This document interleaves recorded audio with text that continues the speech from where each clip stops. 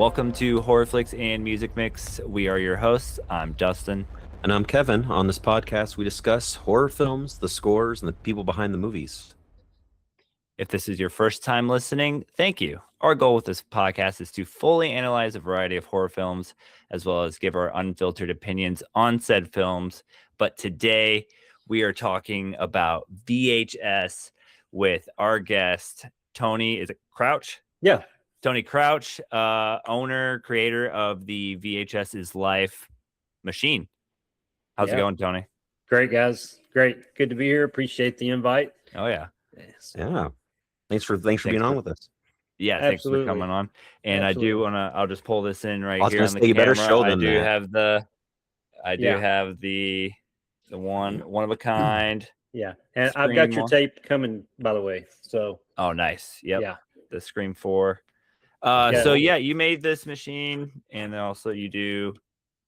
So you do shells as well? Okay. Oh yeah, yeah. If you go to the site, I have I think there's 26 varieties now of different types of shells. So awesome. Yeah, plenty fun shells for people to choose from for customizing or putting out releases, whatever they want to do. So nice.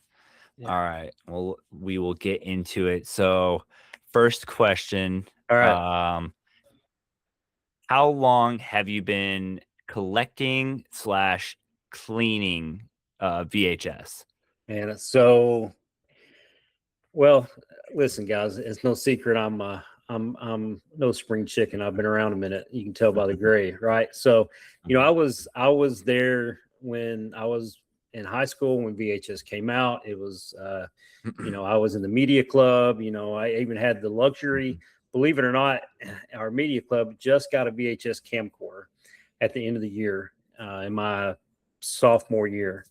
And this is how different things were back then. My media teacher said, hey, why don't you take this home with you this summer and play with it and learn how to use it. And when you come back, you can, be the camera guy for the media club. Now you got to imagine back then, this thing was probably thousands of dollars. Who knows? I can't, to this day, I'm shocked. They let some kids. I didn't sign anything. I just literally took it home. Yeah, I still got some of the tapes. I actually watched some not too long ago. Nice.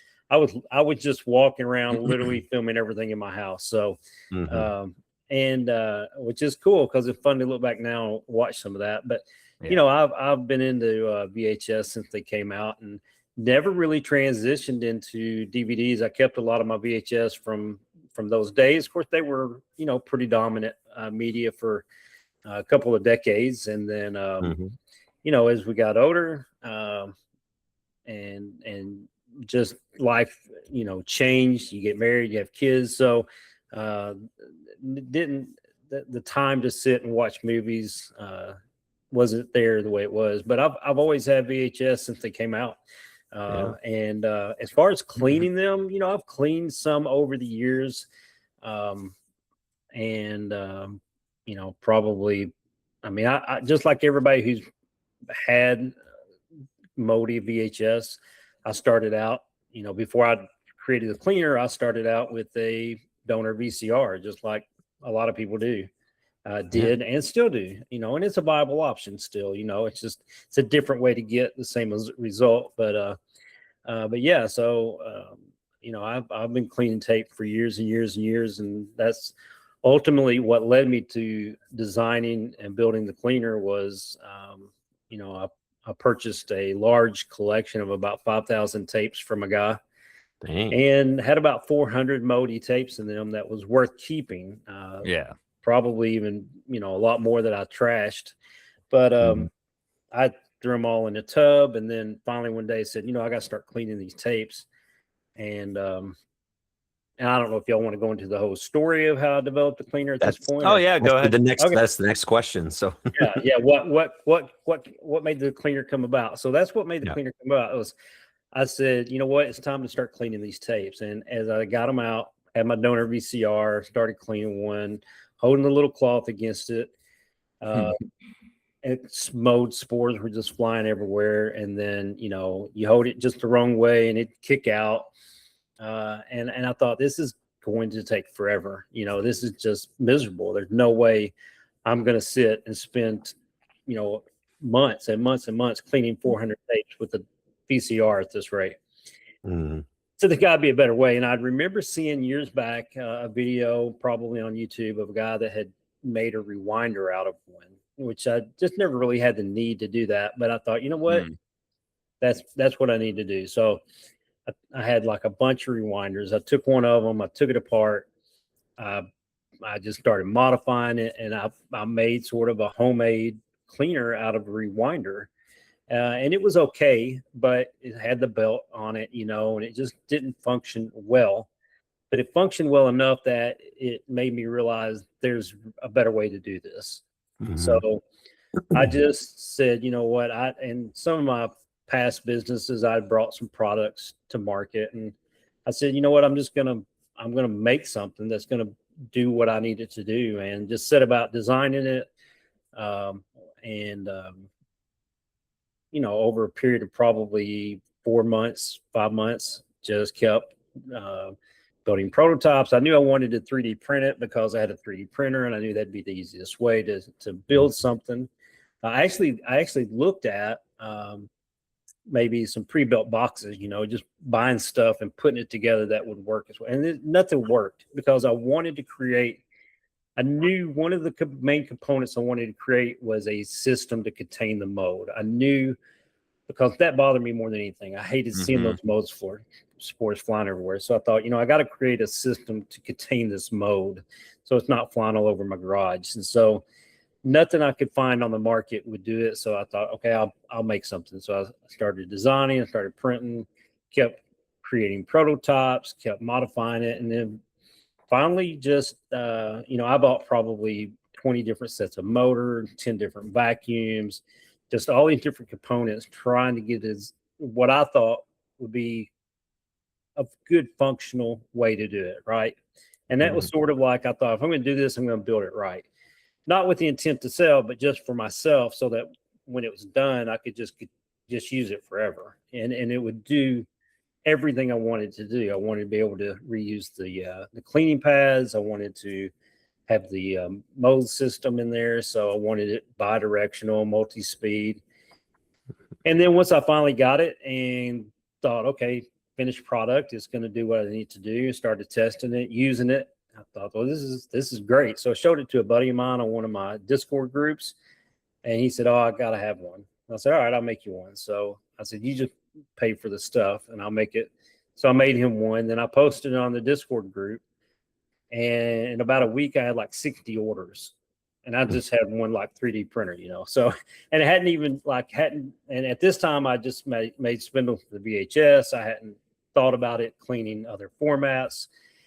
And it basically took off from there. I realized at that point, okay, this is going to be something other people might want. So I need to do what I've done in my other businesses and switch this from just a cool product I made to, if I'm going to do this for business, do it right. So, Yeah.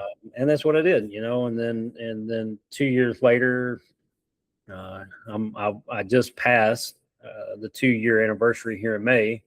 And at this point, I'm a little over 3,000 units sold in 73 countries. So, wow. Yeah.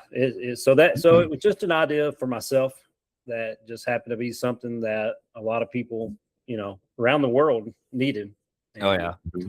I didn't know it. So I remember seeing it 2 years ago, and I was like, I need that. And then my wife just got me one for Christmas, and then I just got this lovely Scream one as well.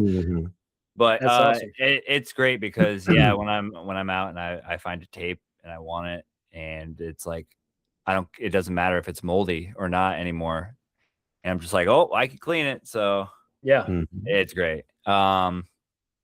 You covered a few questions. I know. I was gonna say he was. Yeah, that's totally fine. I just ramble. Here is if you can remember, what was your first VHS? I think my first commercial VHS was Star Wars. Nice. If I'm not completely wrong, I'm pretty sure it was Star Wars. I knew, it's like everybody. Again, I was lucky enough to be around and a kid when it came out. So everything Star Wars related, I tried to get as much as I could. But I believe Star Wars was one of my first VHS. You Mm-hmm. know, um, looking back, I like everything: comic books, baseball cards, everything. I mean, I just didn't have the mindset that some people fortunately did, but I just didn't have that mindset to keep everything. I had thousands of comic books, thousands, and then Mm-hmm. baseball cards, and then just over years, you'd fall out of the hobby. You just stick Yeah. them in a box, put them in the attic, and so like a lot of people, probably I had a ton of VHS, and then I had a few VHS, and then over the years, would pick one up now and then. I've always had a VCR, always had a working VCR. Of course, you know, my all of my kids' births on a VHS. Our weddings was on a Mm-hmm. VHS. I mean, every anniversary, every event, every vacation, for decades was on VHS. So I had boxes of VHS. So naturally, I kept VCRs running all the time. But yeah, I think it was Star Wars. I can't promise you that, but I believe it was Star Wars. And it was one of those things where back in the day, VHS were expensive, Mm-hmm. right? So when I was first into VHS, the only way you could really get them or have them was to go rent them. Because they were expensive for people to buy. They were 50, 60, $70. That's You know? crazy. Yeah. I mean, Yeah. some of them still are 50, 50. Yeah. Well, they've even turned more. around to be. Yeah. Yeah. We went through the 2000s, the early 2000s with them, 2000 to 2015 with them basically not having any value. Even the stuff today that sell for $300 and $400 and $500, Yeah. and we see that all the time on the groups, on the forum, people complaining. I remember when I could go to a thrift store and buy a tape, buy Friday the 13th for $1, and there'd just be stacks of them. And Yeah. it's a give and take, in the hobby. I'm thankful not just from the business aspect, but because I do love the hobby and I believe it's a fun hobby. I've met a ton of great people, but I'm thankful it's grown. I'm thankful we've had the I don't want to say resurgence as if it wasn't around. I mean, it's never really left. Yeah. But I think it's picked up traction in the last few years for sure. Mm-hmm. And with that comes, like any hobby, there's people that are in it for the enjoyment of the hobby, and there are people that are in it just for the money of the hobby. So, I don't know if they're hobbyists or investors or what they are, but what you would call them. But yeah, so I'm thankful that now instead of all of them going in the trash, people see value in them, because Mm-hmm. I can tell you there was a long time you go to a thrift store and they're like, oh no, we just throw all our VHS away. Yeah. It's like, and then you just think about what has been lost and all. Yeah. It's just like, yeah, it's sickening. Yeah. Well, you answered a lot of these questions, but there is one so you said that you started on a Discord server and it simply just started with people contacting you.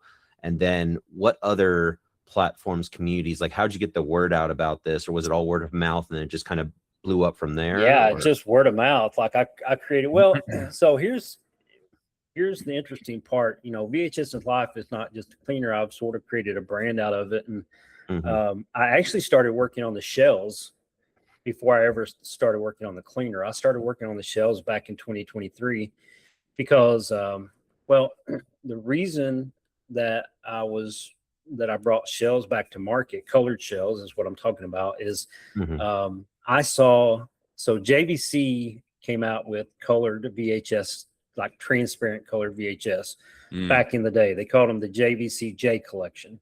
They had like 4 packs and then a 10 pack. And they were just transparent colored shells, and they were just super cool. And I saw one day. I thought, man, that would be awesome to make a light out of, a VHS light. And then I started trying to find one, and you couldn't find them. And then I finally found one on eBay, and it was like $30 to $35 for a shell. Oh, this is crazy. And you couldn't find them on Amazon. You couldn't find them on eBay. Like these transparent colored shells were nowhere to be found. You could find just like a solid color, occasionally, but you couldn't find the transparent ones. So again, I did what I did in the past, and I just reached out to some of my contacts and I said, hey, does anybody still make VHS? They said, well, yeah, there's one plant that still makes them. So I started reaching out to that plant, and I said, and I know I'm sidetracking a little bit here from your original question, but that's right. I reached out to that plant and I said, hey, this is what I want to do. I sent them a picture of the JVC transparent shells. They said, yeah, we can't do that. I thought, well, why not? It's just plastic. You've got the modes. Why not? Well, we just can't. I said, okay. So I reached out to another contact. And then I finally, fortunately, was able to get in touch directly with a employee of the plant, a contact at the plant. I said, I want to recreate these shells. And I said, how can we do that? And they said, well, you can pay us a lot of money to create samples for you. And then you can buy a very large quantity of them, like 5,000 of each color. I mean, I'm like, no, I can't do that. I don't even know if anybody's going to buy them. So I negotiated. I did end up paying quite a bit of money just to have the samples made. And then I got 800 of each color. That's what I got them down to. Purple, blue, orange, and green. So those were my first 4 custom shells that came out, and I got them in. And about while I was in the process of working on that, which that was a lot of time, that was a 6 to 8 month time frame just to do all that, I started designing the cleaner. So I had the cleaner, I had the shells that I had already landed and was about ready to, announce. And then, I thought, well, I got to come up with a business to put all this under, and that's where I came up with VHS Is Life. And so I created an Instagram account, had a few posts on there, not many followers at all. And one of the big catalysts for me, honestly, was a guy, very few people know him, but he goes by Lunch Meat VHS. I think I've heard. I think I follow him. Yeah. No, I'm joking. He's got thousands and thousands of followers. I've heard that name before. Lunch Meat VHS is the guy that owns his name is Josh Schaefer. He's basically become a brother to me. We're about as close as family. But I reached out to him. I sent him an Instagram message, and I said, hey, I'd really appreciate it if you give me a follow. I said, I love your account, love what you do for the VHS community. And, if you can give me a follow, it'd be great. So kind. He just like, oh yeah, absolutely. And then I said, by the way, here's this little machine I've made. Well, it just like, he's like, what? So he set up a Zoom call like the next day. So we get on this Zoom call, and I show him the cleaner, and he's just like, dude, this is amazing. He said, you're going to sell 1,000 of these. And I literally said, there is no way in the world I'm ever going to sell 1,000 of these cleaners. I said, maybe 100 in this lifetime. I said, but there's not 1,000 people that wants a VHS cleaner, right? Even though I was in the hobby and enjoyed it, followed tons of people, you never really saw that much about cleaning mode, right? Yeah. So I didn't realize the need was out there. So I posted my very first batch on Instagram, and he reshared it. And then he did a little article in, I think, one of his magazines on it, or his blog or something. And once I started posting about it, it just the word spread. So it's like, I think by July to August, I had like 300 orders. And again, I didn't have the printers. I was still really trying to figure things out. Only had the VHS spindles. I quickly developed Betamax spindles. I changed things around. I improved the motors. I started getting feedback from people as I started shipping them out. So just over time, as people started getting the cleaners and using them, they would post, and then their friends would see it. It just organically grew. I mean, I've never done paid advertising for them. You know, what really sort of blew it up beyond that was back in January of last year, The Verge did a video on it. And of course, they got over 1 million followers on YouTube. And like I was almost caught up. I had almost got caught up on cleaners in 2024. I was like down to like, you know, up till Christmas, I had gotten pretty steady, you know, build up, and I had a pretty large wait list. And then I think I had like down to 25 orders, you know, and I hand build everyone. Everything is made right here in my shop in Florida. I do everything. So it's a lot when you're getting 30, 40, 50 orders a week, you know, because that's, again, I have a real job that I pay my bills with, right? So this wasn't really my job at the time. It's almost become my full-time job, but it's not quite there yet. But anyway, The Verge did this release, and then in about 48 hours, I had over 360 orders when they released this video from all over the world. I mean, it just went nuts. So, and it just took off. And then, you know, as I grew, as the accounts grew, people started spreading the word. Started, you know, Smithsonian Institute bought a couple. You know, I've got universities that use them, museums. I mean, now it's just one of those things that it's just become, you know, I want to be careful because I don't want to sound like it's just become a good way to clean VHS. Okay. The reason I say I want to be careful is, you know, I don't ever want people to think, oh, well, he's just trying to sell his cleaner. I'm not. I don't care if you buy my cleaner or not. If you want to keep using a VCR, absolutely. My goal is for people to clean tapes. I love the idea of people cleaning tapes and saving them from the dump, and being able to pull out their home videos out of storage and clean them and watch their, you know, their childhood or whatever, and be able to digitize them. So, you know, not everybody needs a VHS Is Life cleaner to clean their tapes. You know, some people might only have 1 or 2 tapes to clean. There's a lot of my customers now that clean tapes for people. So, you know, there you go. So there you go. You don't need to buy one. I don't, you know, some of the communities are very supportive. You know, Instagram is a very, very supportive community. Some of them are less supportive, or I get more, you know, I don't want to say hate, just it's almost like, you know, and again, I'm just straying, guys. I'm an old man. I just talk. So you just steer me back in whatever direction you need. No, you're answering a lot of our questions. So but yeah, I get a lot of people that are like, yeah, well, you don't have to spend $115 to clean a tape. Well, I agree with that. You don't, and no reason for you to. But if you want to clean a lot of tapes and you want to clean them faster, more efficient, cleaner, the vacuum system really does work well. You know, it's not going to catch 100% of it, but it catches the majority of it. You know, the cleaner is well worth. I mean, I know guys that have paid for their cleaner multiple times over.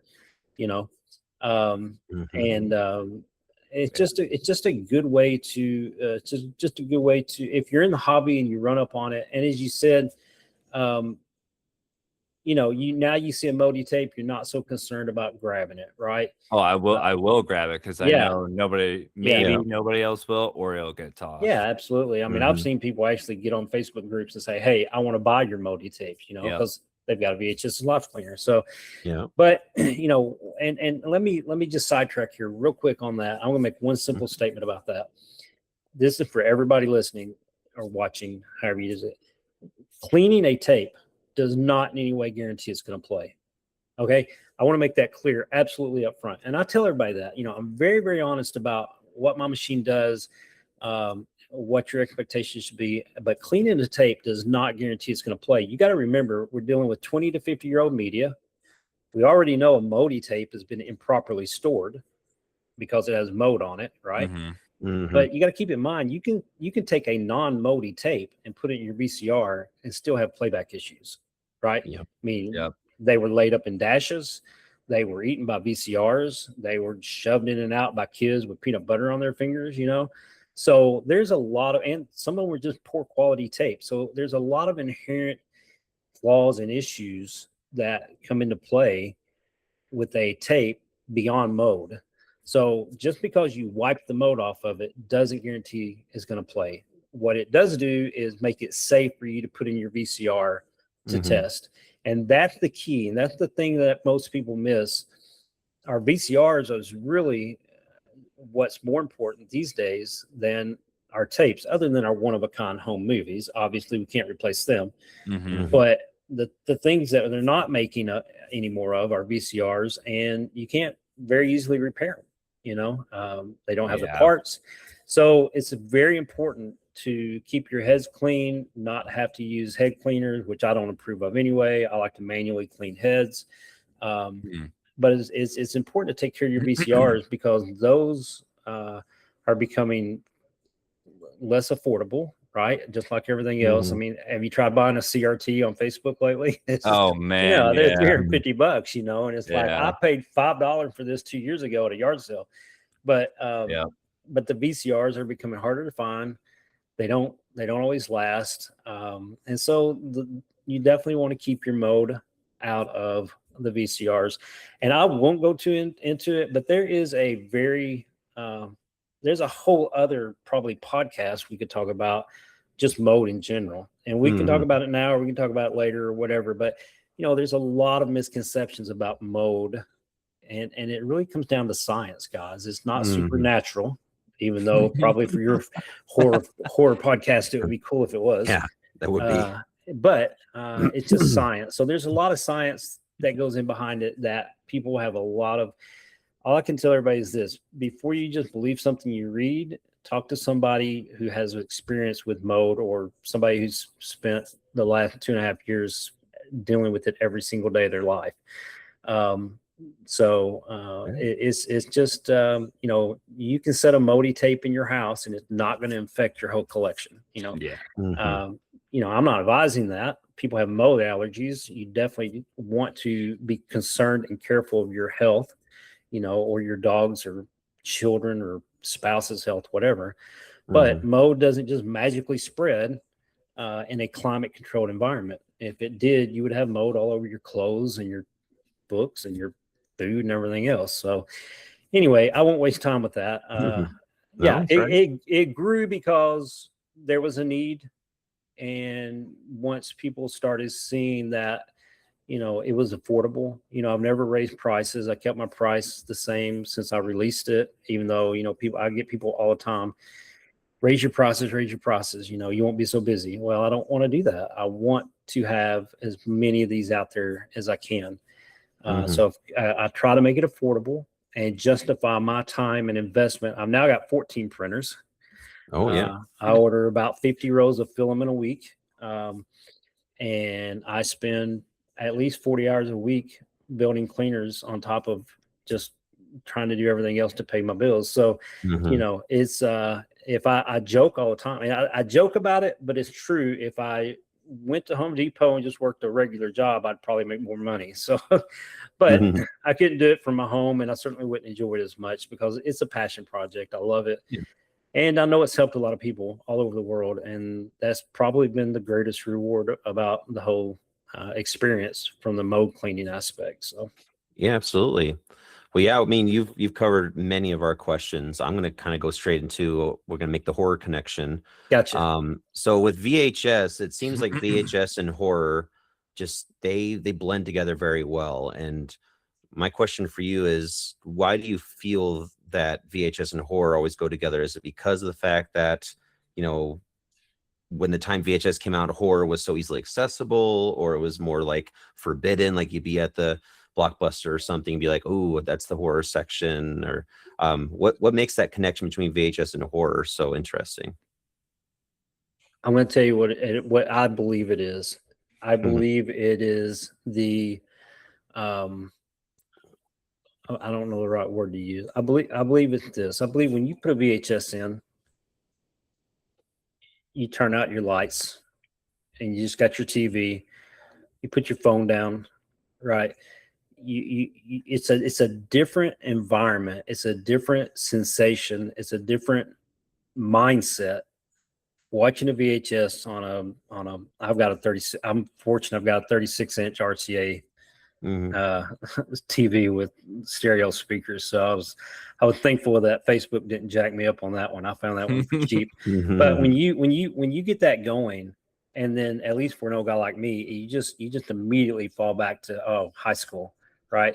So you put your phone down, right? So then it's just you and the TV and the silence, and you're focused. You're in it. You're watching it. And when you're watching horror in a dark room on a TV screen, and you're not thinking about everything else, you're not letting your phone distract you, it just becomes more intense, right? You know, and yeah, let's face it, the 80s, I mean, who's going to knock 80s horror, right? Yeah, the stuff that comes out every day is great, but you're always going to go back to TCM and Friday and Halloween. You're always going to go back to the classics, right? And I think it's just these, to me, again, I think it's just a sense of disconnecting from the distractions of the world and being able to focus, you know, where you're just in it. And then, you know, all of a sudden I the two pretty vivid memories I have. I remember watching Blair Witch on VHS, and I just remember that very last scene, you know, where it just flipped over and he's just standing in the corner. To this day, that I know that's not in for horror people. I know that they're going to be like, really, that's not scary. It was a scary moment, like to me, that just because I was like, oh my God, what's going to happen next, you know? And then it just goes off, you know, it's done. He's just but it's just that chill that runs down your spine. And I remember watching that on VHS, you know, and a funny story about horror. So there was a movie called The Entity. You guys know The Entity? I've heard of that. Okay, so it's an old school. It's an old school horror. Yeah. So me and a bunch of my buddies in high school, we're probably, I don't know, 15, 16. I don't even know if we were 16 yet. Maybe 14, 15. We're at one of my buddy's house, and we're watching the horror. Now this isn't a VHS thing. This is just a horror thing, right? So we're watching The Entity, and you have to watch it, and you'll understand why. As a 14 or 15-year-old, we didn't care about this movie being scary at all. But as the first time you see a naked, you know, it's like, oh, the woman's naked, you know. So and I remember, and we just all freak out, go, boobs, you know. We didn't say that, but you know, it's like, you know, it's just like that was the first time, like I just was with a bunch of guys and we were just doing our guy thing. We were dipping, and you know, the parents were gone, and you know, but that horror movie was playing, and so that, I don't know, it just sort of like, and I love horror. I won't say it's my absolute like go-to genre. I'm a fan of everything, you know, and I love watching anything. I mean, there's days I've popped in a Bugs Bunny cartoon on VHS, you know, just because I don't want to deal. I don't want the stress of horror. I don't want to, you know, sit and watch a drama. I just want to watch something that I watched when I was a kid, you know. But yeah, I think VHS and horror go so well. I think the reason that it's so popular and why everybody wants horror VHS tapes are because they are so collectible. Horror is probably, I would say, the number one genre for collecting, and especially on VHS. And I think people love horror VHS for the artwork, right? Yeah. I mean, you know, outside of CEDs, I don't know if you guys dealt much with, you know what a CED is, right? Okay. No. So selective. So CEDs were the video disc, right? So they had the CED player was the precursor just right before Laserdisc, right? Okay. So similar to a Laserdisc, except instead of using a laser to read the disc, they look like a Laserdisc, all right, but they're actually read with a needle, like a record needle. What? Okay, yeah. So you guys do your homework on that. They're fun. Oh yeah, I've looked that up. But CEDs that came out, they're big square. They come out in these plastic. The artwork on them are incredible.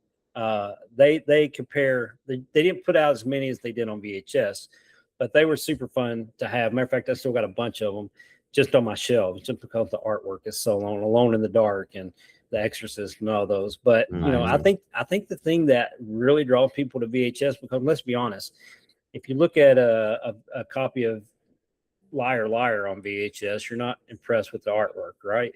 But if you look at some of the horror stuff on VHS, the artwork really, or even some of the sword and sorcery stuff, so VHS has a lot of art to it. The covers do, Yeah. and it's physical. It's, you hold it in your hand, you can manipulate it, you can turn it on so it's all lined up with the spine, the Freddy pack, where you got Freddy stretching his arms out. So he has that. so yeah, so I think the artwork is another big thing, big draw and connection to VHS. So yeah, very cool. I found a sealed copy of Liar Liar on VHS yesterday. I was like, yep, I'm taking this. Yeah. Over to physical media. That great tie-in.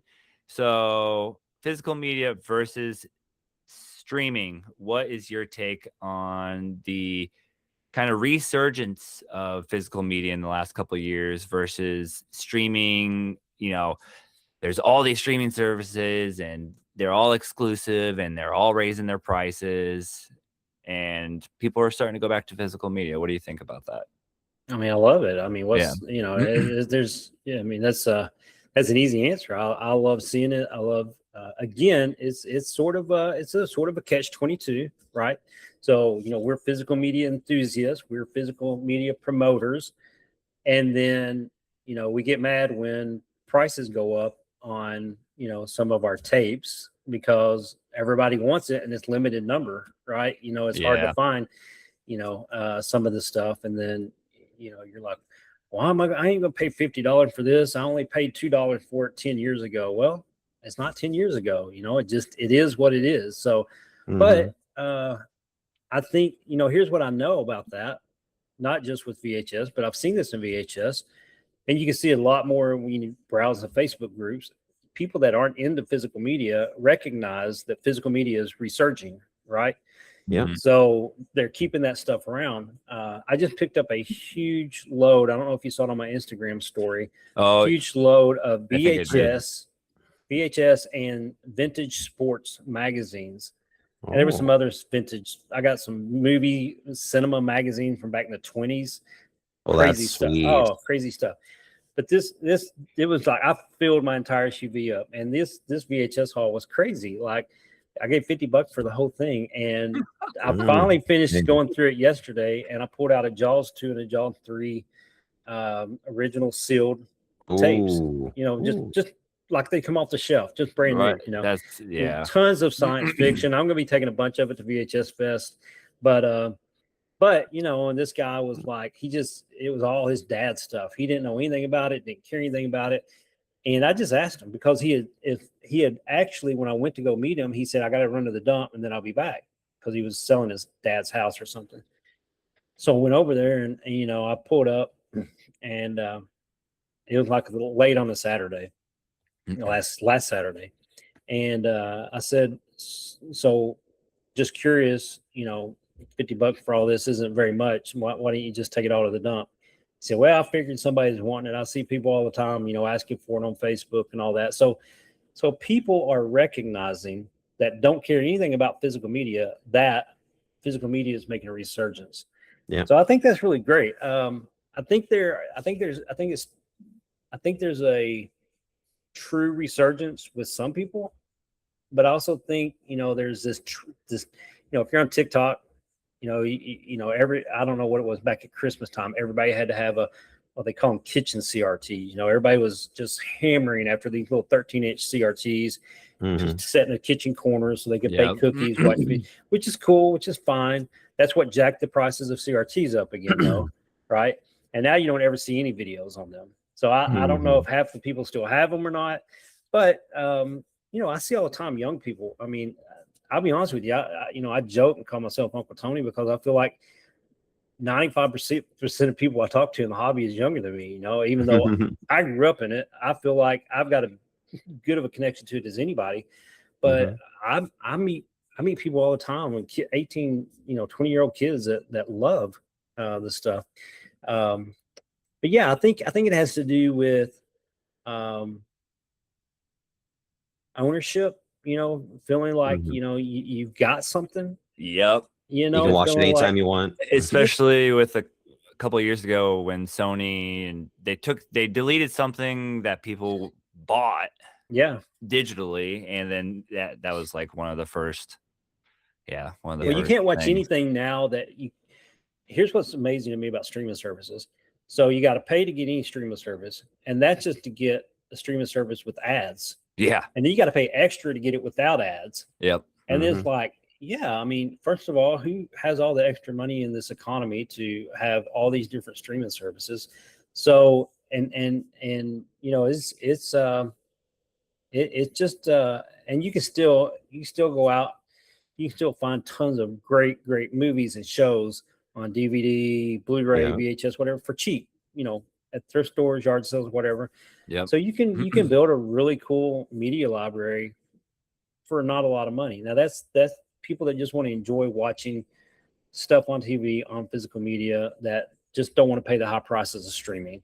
Yeah. You know, and so I think you got that group. I think you got collectors that, you know, like I collect something weird videos, you know, and you know that's a whole different sort of niche within the niche, you know. But you got people that are just, you know, they're out there looking for the rare, because not just because they're only collectors, but also they love VHS and they love the rare VHS, so they're out there collecting. But yeah, streaming services are. I mean, you know, you see those ads all the time. You know, do you realize how much you're paying for streaming services? Most people don't until they start adding it up. And you realize, well, crap, that's Oh yeah. $200 a month. I can buy a bunch of cool physical media. So And keep it. yeah, It makes sense. Yeah, so I think that's part of the resurgence, and you know, they say everything old becomes new again. A lot of things go around. You know, it's just the nature of. I've been around long enough to see that now. You know, you see kids, you see you know, young people wearing bell bottoms and all that stuff. You know, that fad just that all these things make circles, but it's okay because you make new fans of that, whatever it is, whether it's you know, crafting, or whether it's you know, artwork or whatever. And so, you know, physical media is just another thing that and it's not that old. I mean, it's not like it was 100 years ago. You know, we're talking about, you know, like I said, at most, you know, VHS was 50 years ago. So you know, I think it's just, you know, people are fed up with all the money they're paying. Yeah, absolutely. Well, really, Tony, we appreciate you being on the show and kind of talking about, you know, your love of VHS and obviously physical media, which we're all for, especially this guy over here. I share deeply. Thank Deeply, you. yes. Thank you for your service in the physical media world and creating the VHS Is Life cleaner. Like, I've never used a VCR to clean tapes. I was just like, that just seems like something I'm just going to screw up. And then, like I said, I asked my wife, well, you finally got caught up. I was like, please give me this for Christmas. Got me it for Christmas. And then I was like, yes, I'm starting cleaning all these tapes. Yeah. So thank you. Even though I don't have one, I've seen it in action. Oh, and, Kevin was, it's he was watching. very cool to see. So it's very cool Mm-hmm. to have that. Obviously, you said you have an Instagram. Where else can people follow you to learn more about the cleaner or yourself, your stock, stuff like that? Easiest way to learn anything about the cleaner, about the tapes. I also sell, I produce and sell acrylic displays for VHS. Ooh, that's cool. I won't go into the whole grading versus non-grading on that. We'll leave that for a different time. Yeah. Okay. Yeah. But I wanted to give people an alternative. You know, I kept seeing people getting their VHS graded because they wanted to protect them. I thought, okay, well, you don't have to grade them to protect them. And so I hooked up with my plan again. I said, let's make some acrylic displays. So I offered acrylic displays. You can I've got two sizes, standard for standard VHS, and then an oversized, which puts any kind of like book box or clamshell, anything like that will go in there. And it's got a removable a bottom that slides out. So you can take it out, watch it, swap it out, whatever you want to do. And I basically sell them for a couple bucks more than I pay for them. I mean, they're just, I just want to give people an alternative. I just enjoy bringing product to market to help fill in where I see holes and gaps, right? Yeah. But anyway, VHSislife.com is my website. Absolutely the easiest way to see the cleaner. I got instructional videos on there. You can go and look at the shells, all the different shells I sell. The displays are on there. So the website, VHSislife.com. And then I'm on Instagram, I'm on Facebook, I'm on TikTok, I'm on YouTube, I'm on X.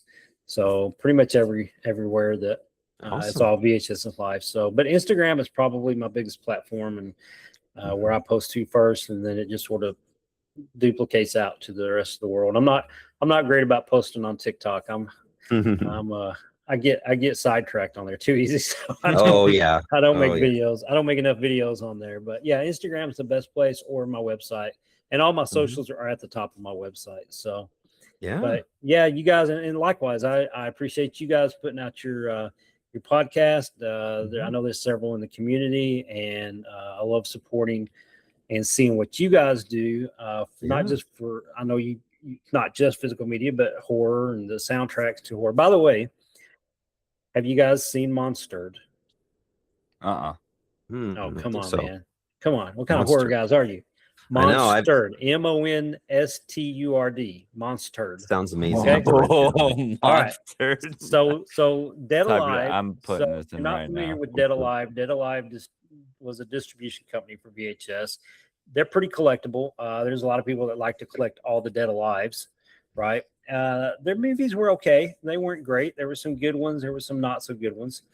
Monstered is a very expensive VHS. The last copy I just sold I think I sold for $500. Is it this? Yeah, that's it. Okay. All right. Okay. So listen, so yeah, you can watch it, and you're gonna say that's stupid, and it sort of is unless you watch it. Listen, if you watch it for the mindset of, I know what this is gonna be, right? I know what it's gonna be about. So you got to go into it with that mindset. But at the very end of it, it's got a great theme song. All right. So you got to watch it, and you got to listen to the theme song, because it is super funny. Well, excellent. We'll be definitely checking that out. There's you guys a recommendation for your podcast down the road. Yeah. Well, man, what a great way to end it. I like ending awesome. on a giant turd. There you go, man. There you go. It's like, but if anybody put that in the watch list. If anybody sees a Monstered VHS in the wild, you better get it. A lot of money. Oh, that would be something I would find, and I'd be like, I need this. I would probably just grab it. Heck yeah. Oh man. Absolutely. Well, that's going to be it for this week. Thank you so much for joining us. If you enjoyed this episode, please give us a 5-star review wherever you listen to your podcasts. You can give us a like on Facebook, on Instagram, on TikTok. We're on all of the socials as well. We love posting regularly, especially Dustin here with the movies that he watches. And I also post the movies that I watch on Letterboxd, which is one of our favorite platforms. Dustin, what is your Letterboxd? It is Dustin at HFMM Pod. Mine's Kevin at HFMM Pod, and we're posting movies regularly, the ones we cover, the ones we talk about, or just all the other things we watch too. So we love hearing from you guys. So make sure to also email us at hfmmpodcast@gmail.com to make sure to catch up with us on what horror films we're watching and what we're listening to. Do you have a Letterboxd? Oh, yeah. Who, me? Yes. No, I don't have time. I barely have enough time to keep up with what I'm doing, much less post what I watch on there. So that's all right. 90% of what I watch while I work. So there you go. I get you. That's how it is. On the next episode, I think we're talking about Rubber and Tucker and Dale versus Evil. Yes. Yeah. Excited. So some horror comedy on the next episode. Until then, again, thank you, Tony. And thank you so very much. Thanks for thank you. That's all I have to say, because it's changed my life, and it's changed my views on and it's also kind of helped me take a step towards what I was talking to you about, like wanting to start the video store and everything. Yeah. For sure. Appreciate you guys. Oh yeah. Until then, everybody, stay spooky and clean your VHS. And clean them up.